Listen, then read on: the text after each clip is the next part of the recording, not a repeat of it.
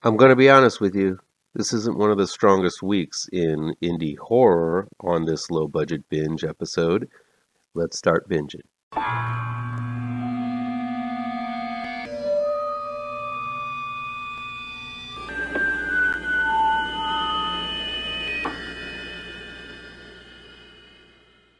Welcome back to ML Miller Frights. I'm ML Miller. Before we begin, please do me a favor and punch that like button down below. Share this video with all of your social media addicted pals. Click subscribe to this channel and ring that bell for notifications. Low Budget Binge is where we venture down the path less traveled and look at low budget, no budget, and sometimes international films that never get that top billing you see with the usual Hollywood fare. I'll indicate in the review down below where you can find these films along with their trailers. Here we go. Bad Ben 9, B9, is available from the Bad Ben website. I got my DVD from Amazon. It's directed and written by Nigel Bach. Oh, what a journey it's been. Before I started watching the Bad Ben series, I had no idea who Nigel Bach was or why the series had lasted so long. 9 films in, and even though I've never met Mr. Bach, I feel as if I'd known him, and I like the dude. Through his films, he's let the viewer into his own home, and we've watched him develop as a filmmaker through the years, taking a very simple concept and pushing it in all sorts of directions. He's taken some chances I've liked, like Part 7, The Haunted Highway, and some that I haven't, like Part 8, Pandemic. As a lover of lo-fi cinema, there really is nothing like what Bach has built in his 9 films and a few short films. There's no denying that his is a unique voice in the vast low-budget landscape.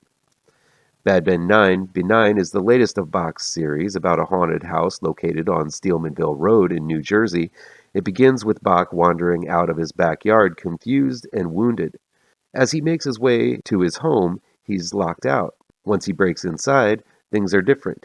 There's new furniture, a cat, and dog beds, though Bach's Tom Riley doesn't recall getting any of those. Something is definitely off, and this is the central mystery of Benign. While it gets more obvious what's happening as this type of thing has happened before in the Bad Ben series, Tom's run-ins with evil clowns, scary dolls, and mystery cats make things punchy. As usual, there are quite a few decently timed jump scares which break up the monotony. Some of them are predictable, others really work. Still, even when they don't cause a start, I chuckled at every attempt. With each installment, you also get a good dose of comedy, and while I never find myself dying of laughter, there are always a few worthwhile yucks, especially in this one.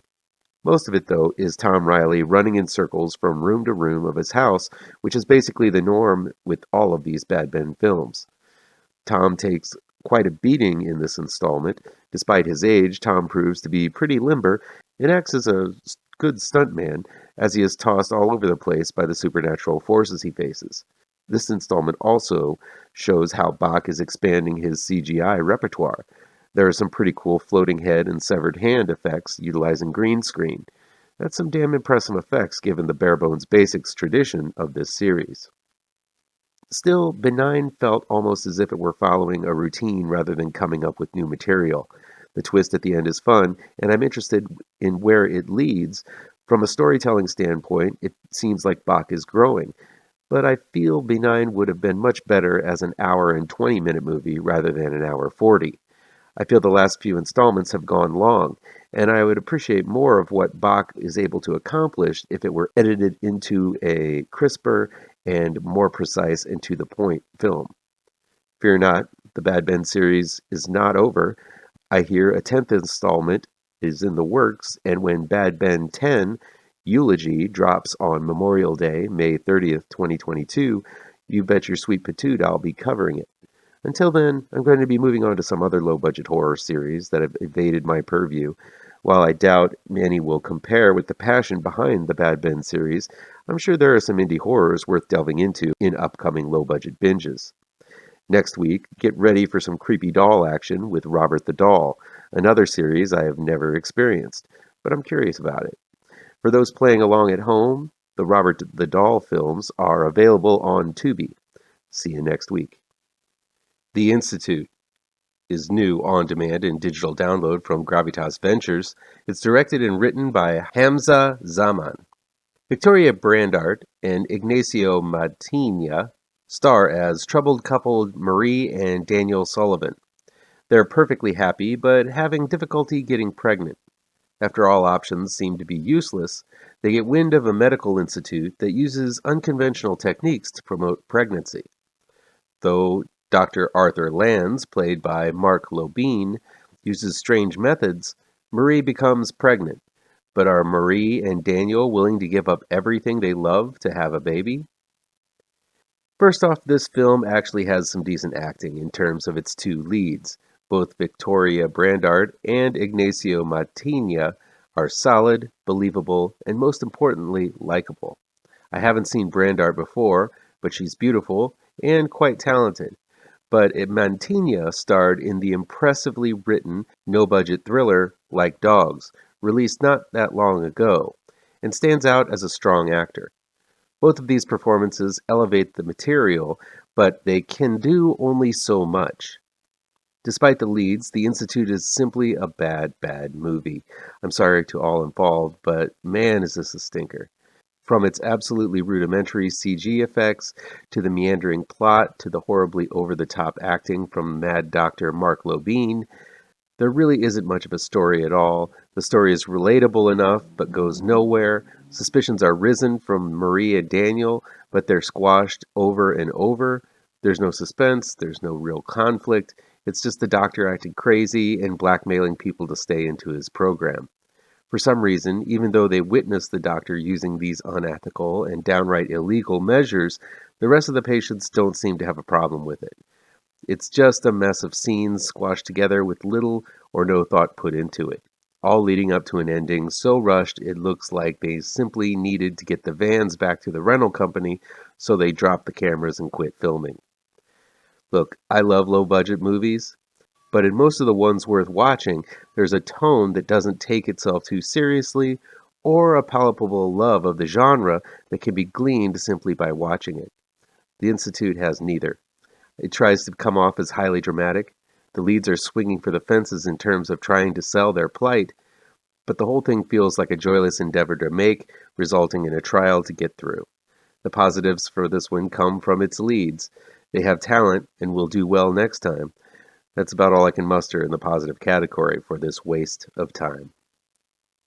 Carousel The Second, aka Carousel 2, is new, streaming on Tubi. It's directed by Steve Rudzinski and written by Steve Rudzinski and Aleen Isley.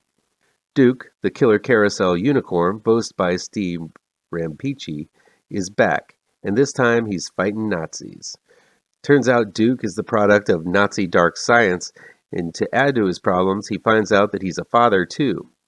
That's right, that night of romance we saw in Carousel produced a part human, part carousel horse child named Robbie, voiced by B. Barnaby. And woe to the Nazi who tries to kidnap the child to get to Duke. While Duke, the carousel unicorn, was definitely a bad guy in Carousel, it's a no-brainer to bring in something badder for the sequel. And you don't get any badder than Nazis. The original Carousel at least tries to be a monster movie, but this sequel attempts to humanize the monster, not unlike Troma did with The Toxic Avenger. In fact, there's a certain Tromaness to this entire film. I know saying that is going to be a turn on for some and off for others, but that's what it's like. Rudzinski's humor is frantic and rapid fire, and though it's uncouth, unclean, and unconventional, I have to say I laughed and was shocked quite a bit at the antics unleashed in this film.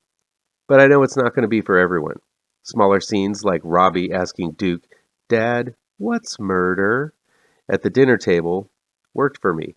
There's also a slew of very, very bad Nazi puns when Duke goes on his final rampage.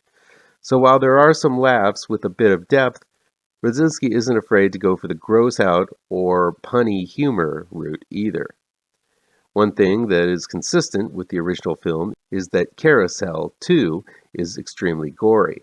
The gore is sometimes CG, but more times than not, it's utterly rudimentary backyard horror effects one used to see in DIY films of the 80s and 90s. I have an affinity for that type of horror, so the gratuitous carnage worked, at least for me. Carousel the Second, or Carousel 2, I wonder why they didn't call it Carousel the Second Round. Anyway, it's an intentionally bad movie that never really attempts to be anything else than that. The effects are better than average, much better than the acting, but some of the comedy lands on all four hooves.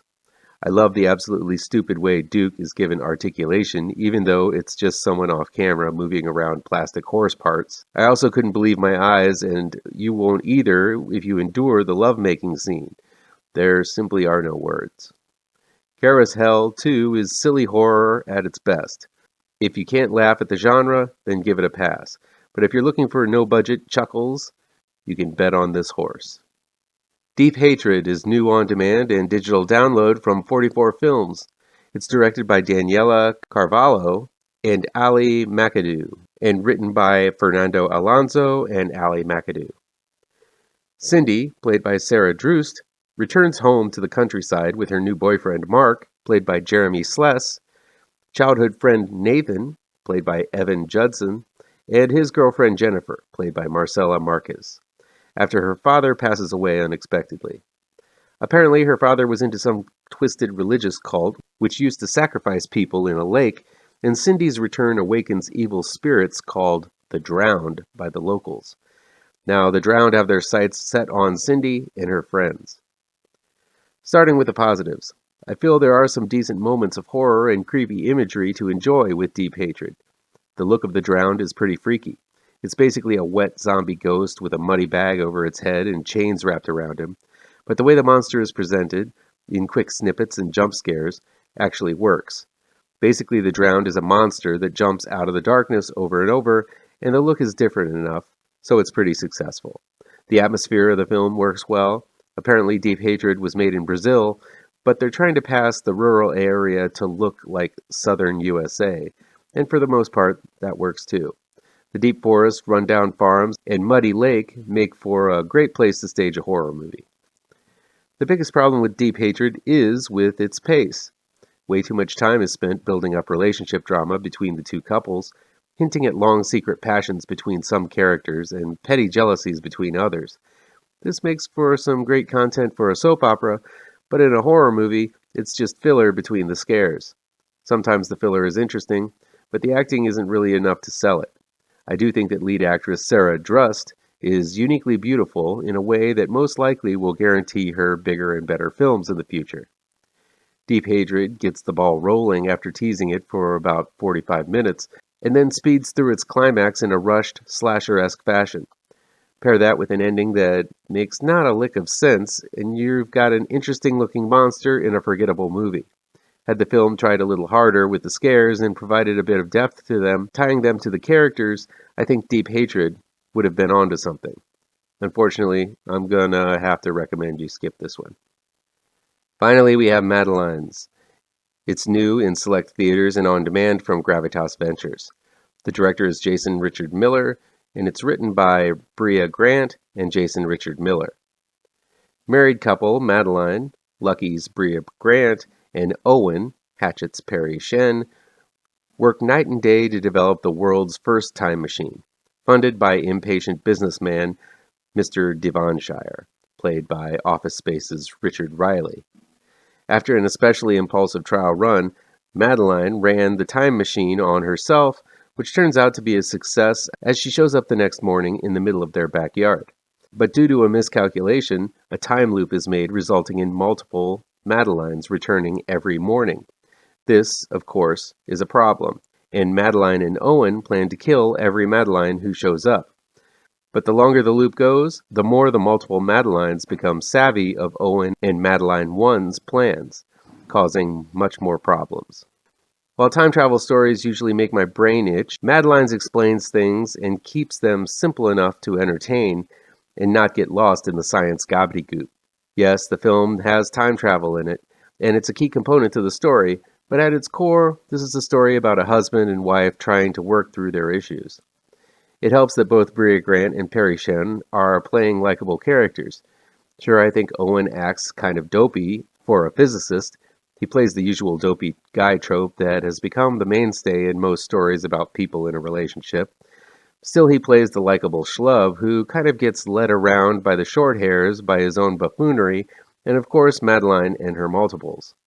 Brea Grant is on quite a roll with The Stylist, 12-Hour Shift, and Lucky, released last year, and gives another fun performance here, highlighting her talent through the subtle differences between her multiples. That said, the film really falters when it comes to Owen and Madeline having some kind of chemistry together. Yes, this couple is not perfect at the beginning. They're both non-trusting in one another's abilities. They also seem to have some kind of competition to see who figures out the science problem of time travel first. That said, there really is very little spark between the two. Maybe the rift is because this film was made during the pandemic. I don't know. But there really is nothing other than dialogue that tells the audience that these two leads are in a relationship or were ever close. While the stakes are quite high, when it comes to the couple's relationship, this is a ground level style sci-fi film for people who don't really like elevated science fiction. It's got enough comedic carnage, with multiple Madelines getting cacked in various ways, and micro-budget fantasy to entertain those who pine for that, and also has some interesting things to say about relationships. Madelines isn't going to be the low-budget sci-fi hit that changes the face of cinema, but it entertained me all the way through as a quirky, lo-fi sci-fi flick.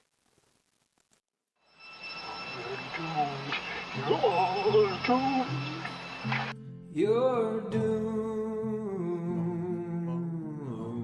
to live the life you're meant to be, stuck inside your reality. You're doomed. Oh, you're doomed. You're doomed. You're doomed. Live the life that you are meant to be. Live inside